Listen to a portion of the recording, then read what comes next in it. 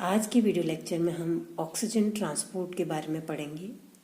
Haemoglobin का एक बहुत ही इम्पोर्टेंट रोल है ऑक्सीजन ट्रांसपोर्ट करने में फ्रॉम इट्स सोर्स कौन से हैं, जैसे ह्यूमन बींग्स में लंग्स है, to the site of use inside the muscle cell के अंदर जहाँ पर ये ऑक्सीजन काम में आती है, लंग्स से वहाँ तक कैसे पहुँचती है ये हीमोग्लोबिन के थ्रू, और हीमोग्लोबिन जो है सर्कुलेटरी सिस्टम के थ्रू पहुँचाता है। सेलुलर ऑक्सीजन जो होती है वो मायोग्लोबिन से बाइंड हो जाती है जैसे ही ये, और जब भी ज़रूरत होती है सोर्स पर मेटाबॉलिक एक्शन के लिए तो ये तुरंत ऑक्सीजन मॉलिक्यूल को रिलीज कर देते हैं। जो हीमोग्लोबिन और मायोग्लोबिन का फंक्शन जो है वो ऑक्सीजन से बाइंड होना है, लेकिन इनकी जो फिजियोलॉजिकल रोल है वो काफ़ी डिफरेंट है। हीमोग्लोबिन का एडिशनल फंक्शन ये है कि ये CO2 को वापस लंग्स तक भी लेके आता है। अब हम देखते हैं कि ऑक्सीजन ट्रांसपोर्ट की मैकेनिज्म क्या है। हीमोग्लोबिन और मायोग्लोबिन दोनों ही जब ऑक्सीजन का पार्शियल प्रेशर ज़्यादा है तो बहुत अच्छे बाइंडर्स हैं। आप देख रहे हैं यहाँ पर जो परसेंट सेचुरेशन है हीमोग्लोबिन और मायोग्लोबिन दोनों की 100% है। जब ऑक्सीजन प्रेशर ज़्यादा है तब दोनों बहुत अच्छे बाइंडर हैं। तो इसलिए जब लंग्स में ऑक्सीजन का प्रेशर ज़्यादा होता है तो हीमोग्लोबिन ऑक्सीजन के साथ बाइंड हो जाता है। सर्कुलेटरी सिस्टम के थ्रू जब वो मसल्स में पहुंचता है जहाँ पर कि ऑक्सीजन का पार्शियल प्रेशर इतना ज़्यादा नहीं है, तो आप देख रहे हैं मायोग्लोबिन की जो बाइंडिंग कैपेसिटी ऑक्सीजन की ज़्यादा है और हीमोग्लोबिन की ऑक्सीजन कैपेसिटी कम हो जाती है, बाइंडिंग की कैपेसिटी। तो वो ईजिली ऑक्सीजन मायोग्लोबिन को बाइंड हो जाता है और हीमोग्लोबिन से कम हो जाएगा आपका। यहाँ आप देख रहे हैं मसल्स के अंदर जो टिश्यूज़ हैं वो मेटाबॉलिक एक्शन वहाँ पर हो रहा है, तो मेटाबॉलिक एक्शन के कारण से CO2 प्रोड्यूस हो रहा है। CO2 प्रोड्यूस होने के कारण pH और भी कम हो रहा है। पहले तो 7.4 के करीब था ब्लड के अंदर, लेकिन अब यहाँ आप देख रहे हैं कि जब CO2 प्रोड्यूस होगा, कार्बोनिक एसिड बनेगा, तो आपके pH और भी 6.8 के करीब pH हो गया।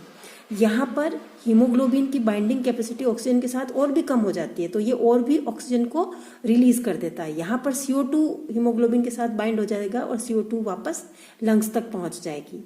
तो इस तरह से ऑक्सीजन का ट्रांसपोर्ट होता है। मायोग्लोबिन आप देख रहे हैं यहाँ पर ऑक्सीजन को बाइंड करके रखेगा और जैसे ही टिश्यूज़ में मेटाबॉलिक एक्शन के लिए ऑक्सीजन की ज़रूरत है वो ऑक्सीजन वहाँ से रिलीज कर देगा।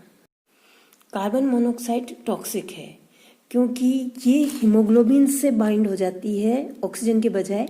कॉम्पिटिटिव बाइंडिंग जो होती है कार्बन मोनोऑक्साइड की ज़्यादा होती है, ये बाइंड हो जाएगी और फिर स्ट्रॉन्ग बॉन्ड बन जाता है, तो ये रिलीज नहीं होगा और ऑक्सीजन से बाइंड नहीं हो पाएगा हीमोग्लोबिन। और ऑक्सीजन ट्रांसपोर्ट अगर नहीं होगा तो मसल डेड हो जाएंगी, टिश्यूज़ डेड हो जाएंगे और ये टॉक्सिक होगी। ये हमारा हीम जो ग्रुप है उसका स्ट्रक्चर है। आप देख रहे हैं यहाँ पर आयरन 4 पायरोल रिंग से बॉन्डेड है, ये CH ग्रुप से जुड़ी हुई हैं। यहाँ पर जो 2 पायरोल रिंग्स हैं उसके अंदर तो एक में प्रोपेनोइक एसिड ग्रुप है और मेथिल ग्रुप है, और यहाँ पर मेथिल ग्रुप और विनाइल ग्रुप है। Methyl vinyl propanoic acid propanoid group और CH3 ग्रुप है। यहाँ पे ये फ्री हीम का स्ट्रक्चर है।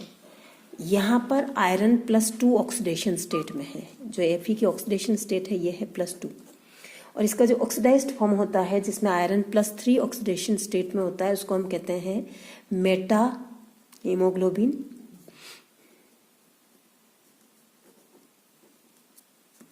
और जो मायोग्लोबिन के केस होगा तो मायोग्लोबिन के अंदर ये मेटा मायोग्लोबिन कहलाएगा। ये जो होते हैं जो +3 ऑक्सीडाइज्ड स्टेट में है ये ऑक्सीजन ट्रांसपोर्ट के लिए काम में नहीं आ सकते। यदि आपका आयरन जो है +3 ऑक्सीडेशन स्टेट में है तो वो उस ऑक्सीडेशन स्टेट के अंदर ये ऑक्सीजन को ट्रांसपोर्ट नहीं कर सकता है। अब यहाँ पर आयरन +2 ऑक्सीडेशन स्टेट में स्टेबल है, वो किस कारण से है? ग्लोबिन के कारण। जो प्रोटीन पोर्शन है मॉलिक्यूल का, एक चेन फोल्डेड होती है हीम के चारों तरफ, एक प्रोटीन ग्लोबिन मॉलिक्यूल होता है, ग्लोबिन प्रोटीन, वो हीम ग्रुप को चारों तरफ से सराउंडेड किए रहेगी। ये बहुत ही इंटरेस्टिंग है कि आयरन सेकेंड जो इतनी ईजिली ऑक्सीडाइज हो जाता है, ऑक्सीडाइज्ड फॉर्म ऑक्सीजन ट्रांसपोर्ट नहीं कर सकता है और नेचर ने आयरन सेकंड को ही ऑक्सीजन ट्रांसपोर्ट के लिए चुना है।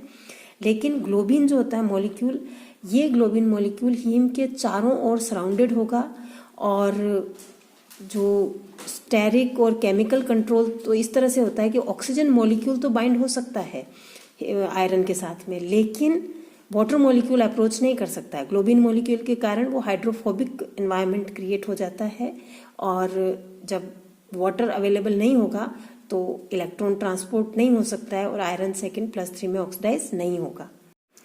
हीमोग्लोबिन को हम मायोग्लोबिन का एक टेट्रामर कंसिडर कर सकते हैं और हीमोग्लोबिन और मायोग्लोबिन के जो डिफरेंस है बिहेवियर में वो केवल उनकी ऑक्सीजन के प्रति उनकी बाइंडिंग जो है उसमें डिफरेंस है। बाकी आप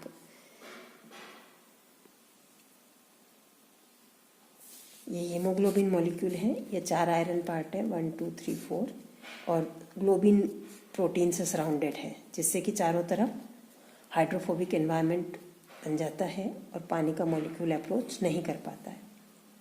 ये ऑक्सीजन ट्रांसपोर्ट के बारे में था। नेक्स्ट टर्न पे हम जो एल्कली मेटल आयंस हैं उनका क्या बायोलॉजिकल रोल है ये पढ़ेंगे। Thank you.